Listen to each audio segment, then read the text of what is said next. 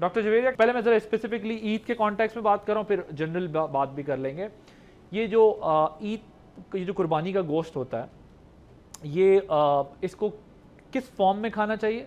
Specially मैं कुर्बानी के गोश्त की बात कर रहा हूँ, क्योंकि लोग कहते हैं फिर वेजिटेबल्स और अगर योगर्ट आप साथ लें तो फिर डाइजेस्ट हो जाता है। ये किस तरह डाइजेस्ट होता है? और ज़रा ये भी बताइएगा कि इसको यूज़ किस तरह करना चाहिए, बिकॉज हमने देखा है कि इधर कुर्बानी होती है, उधर गोश्त बनना शुरू हो जाता है, या फिर कितना ब्लड इसका ड्रेन हुआ हो, किस तरह बनना चाहिए, इसको ज़रा हाईलाइट कीजिएगा। बिकॉज ये तो कुर्बानी के दिनों में बहुत सारे पेशेंट्स आप लोगों के पास आते होंगे और अपने ये इश्यूज़ बताते होंगे कि हमने खाना खाया और हमारी तबीयत ख़राब हो गई। Go ahead. Thank you so much. मेरी तरफ से तमाम अहले वतन को बहुत बहुत ईद उल अज़हा मुबारक सबसे पहले, और बहुत शुक्रिया आपकी इनविटेशन के लिए।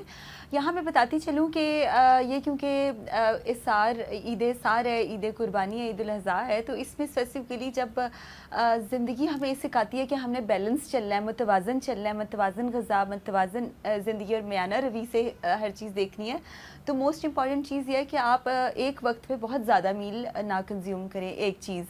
फिर आपने पूछा कि इसको हम किस तरह से ले सकते हैं कि हम हेल्दी तरीके से गोश्त की कंजप्शन कर सकें और हम इससे भरपूर फ़ायदा उठाएं, ना कि हम बीमार हो जाएं, ताकि हम ना सिर्फ ईद पे हेल्दी रहें बल्कि बीमारियों से बचें। तो इसके लिए आपको चंद चीज़ें, जो मेरे 5 पॉइंट्स हैं, वो आप लोग तमाम हमारे देखने वाले नाजरीन नोट कर लें as expert advice.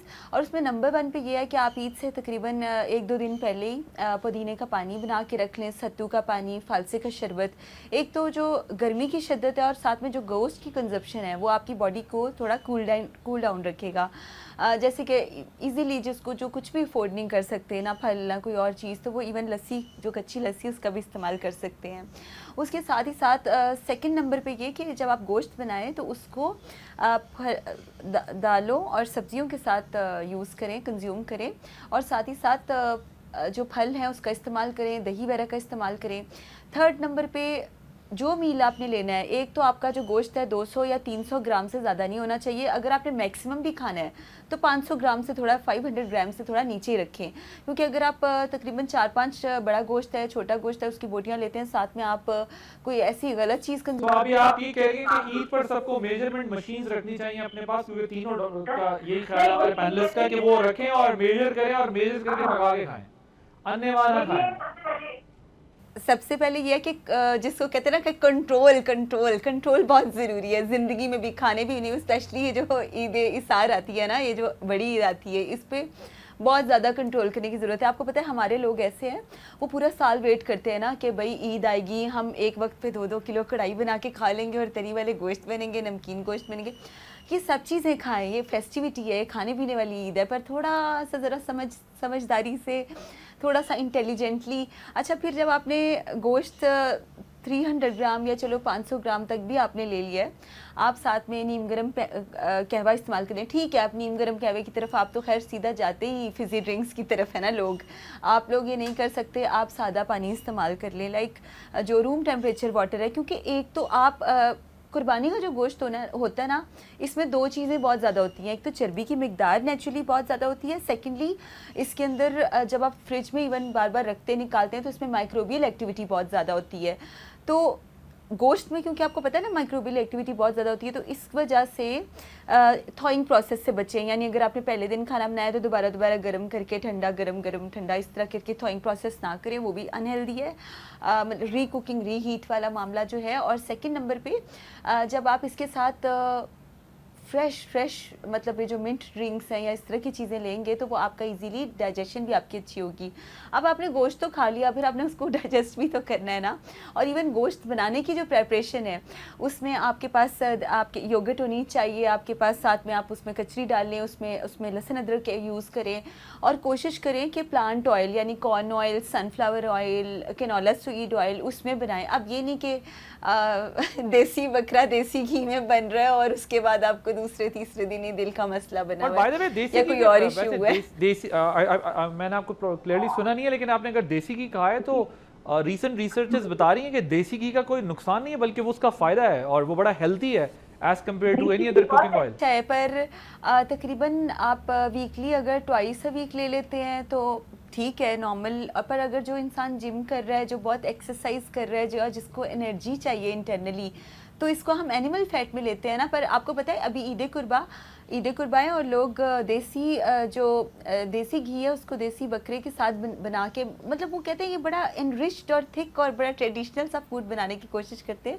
Okay but ये है कि उसके बारे में कि ये अब जो रिसर्चेस आ रही है वो ये है कि वो बड़ा हेल्दी है। आप अगर उसमें कुछ पकाते हैं तो as compared to any other oil वो बहुत बेटर है और उसके बेनिफिट्स भी हैं और वो एक्सपेंसिव भी है, बहुत महंगा भी है।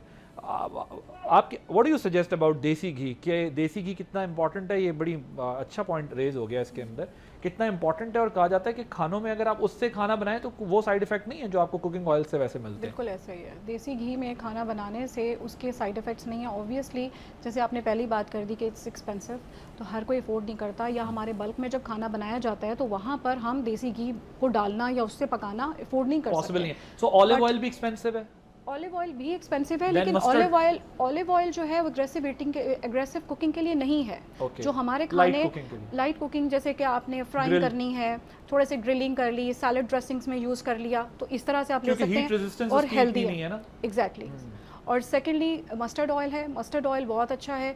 एटलीस्ट अगर आप देखें कि बाकी सब ऑयल में जो कि हमारे हाइड्रोजनेटेड ऑयल जो कि हमें अवेलेबल हैं मार्केट में, पाम ऑयल की शक्ल में या हाइड्रोजनेटेड, तो उसको रिप्लेस कर सकते हैं मस्टर्ड ऑयल में। मस्टर्ड ऑयल कोल्ड प्रेस्ड होना चाहिए और आप देखें कि उसकी वो कोई इतनी ज़्यादा भी वो एक्सपेंसिव भी नहीं है।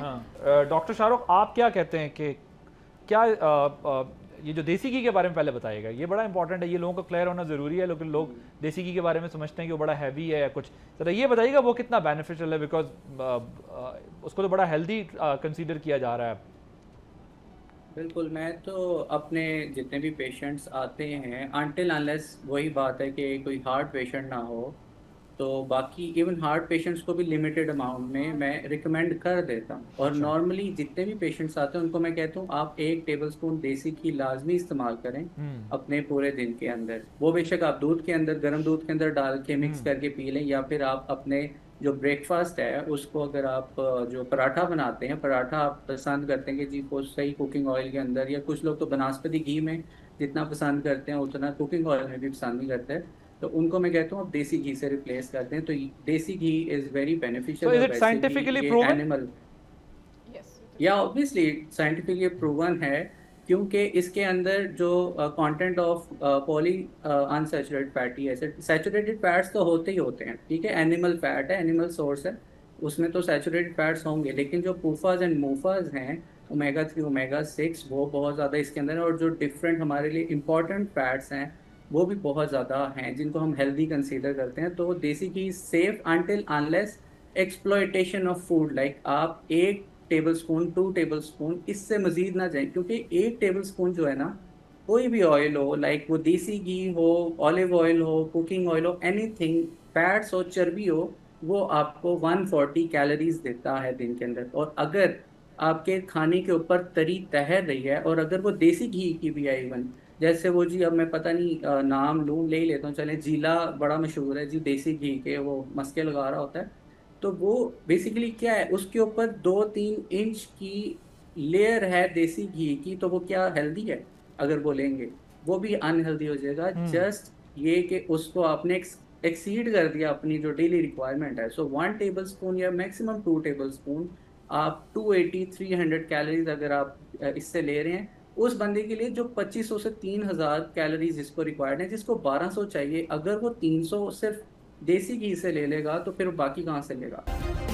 सब्सक्राइब करें और बेल दबाएं ताकि कोई खबर रह न जाए।